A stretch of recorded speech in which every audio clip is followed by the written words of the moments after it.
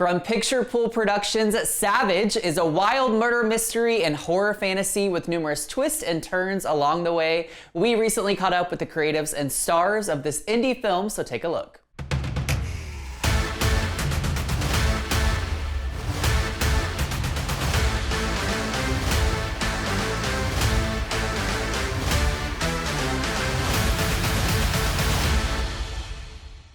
Tell me a little bit about Picture Pool Productions and creating it, putting it together. I worked with Nick Logan, who's one of the three members of Picture Pool, on a film called Last Stop in Yuma County. He's a brilliant actor and just a hell of a guy. And we really got on set and started talking about, that film, Last Stop, is a real, true indie production. And it's a film that we're both really proud of. So we just, got inspired by that and said, all right, well, how do we cobble something together? And we threw around a lot of ideas, and Josh and I had created Savage 2 years or so previous to that.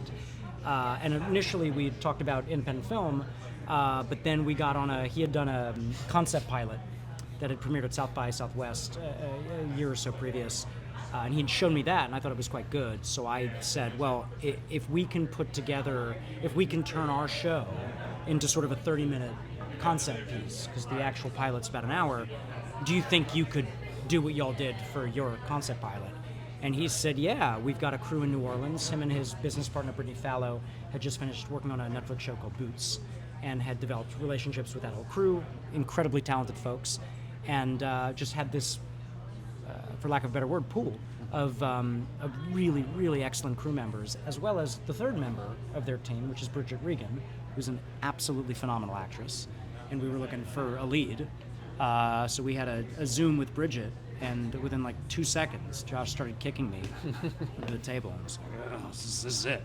The first thing I heard about Bridget was that she had I'd taken time off from one of her shows to self-produce a production of Street Crime Named Desire, and I was like, this is our girl. Yeah. Like, she's just down for the cause. Yeah.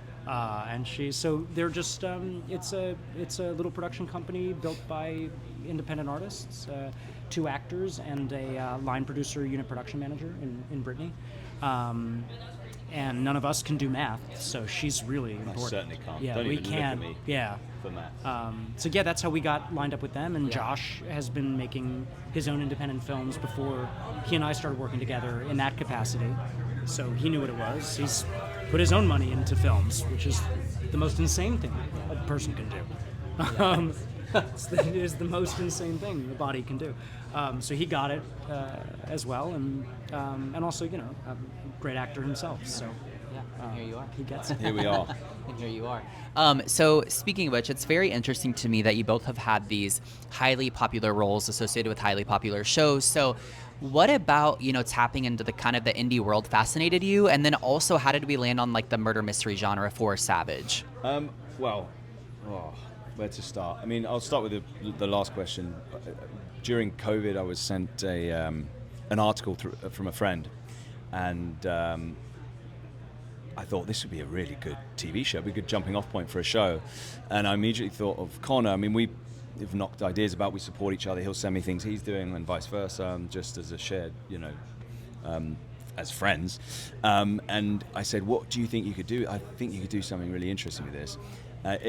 On the page, it's a typical whodunit, and he went, many, many steps ahead and went into much more of a fantasy and horror.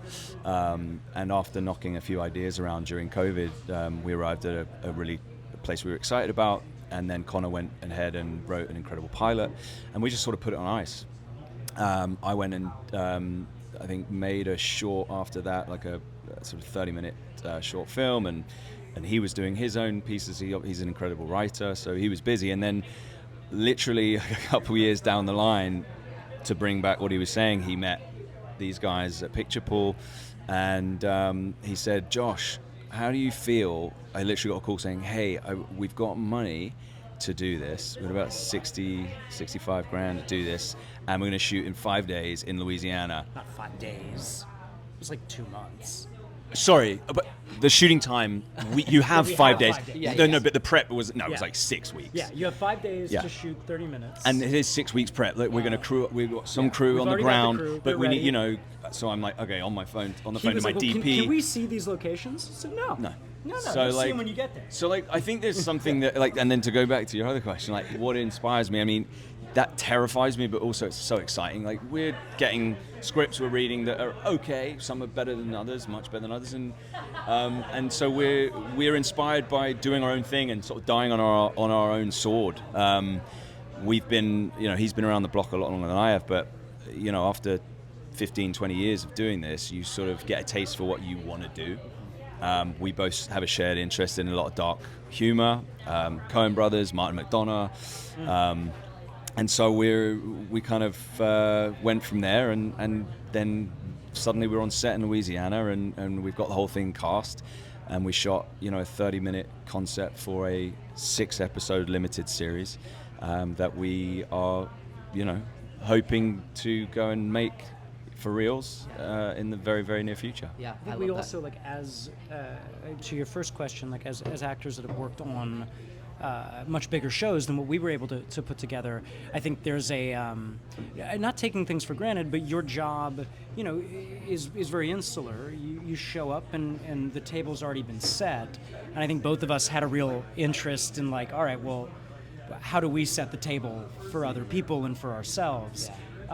It's simple, but it's a great experience to produce as well, because you have to, if you're independent filmmakers, and to recognize that, like, oh, if we have crafty, if the crew has food, it's because someone did their job, and because someone got a little less sleep, and if the location, if the production design is right, it's because we spent that extra hour making sure it was, and I just think that makes both of us better performers, makes you more empathetic to everybody else, and it's such a privilege. Again, by the time you show up on a set as an actor, you don't get a chance to really sit with the gaffers and the lighting techs and the costume designers. Yeah, they dress you, but you're not talking about the concept of the show, and that was a real privilege for me to just really be able to understand on an even deeper level how much goes into props and design.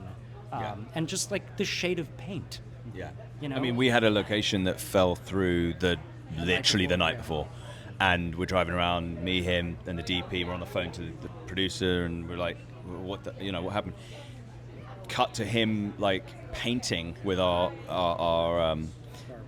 art department a wall to just kind of, because it was just a white wall, and then we need, I'm not shooting white wall with it. So then we're painting it, and then we have to layer it with picture, just create some sort of depth. Ended up being better though. Right? And it was there was more space. Ended up being more space, and we got a shot we couldn't have gotten in the other way. And it was a free location, so we saved some money there. And we put it in somewhere else. But it was, to your point, it's exhilarating. You learn to really collaborate with other departments. Everyone is in it for the right reasons. We decided to remove all the safety nets. Like, again, even just deciding to shoot on film, we don't have endless takes. And we don't have a studio backing us where it's like, hey, if you miss a day, not that that's not a disaster, but we've got an engine that can keep this going. And again, as we were saying just earlier, we also, just because of time constraints and budget, we didn't have playback, and we couldn't look at dailies. So this guy, probably a good thing. I think so, but this guy's making a film, and he can't check if his shots are in focus. He's just got to cross his fingers and trust his first AC and his DP, who are both brilliant artists. So we're standing on the shoulders of others. Of giants. For more from A-List and our ATX TV Festival coverage, visit kxan.com and follow us on social media.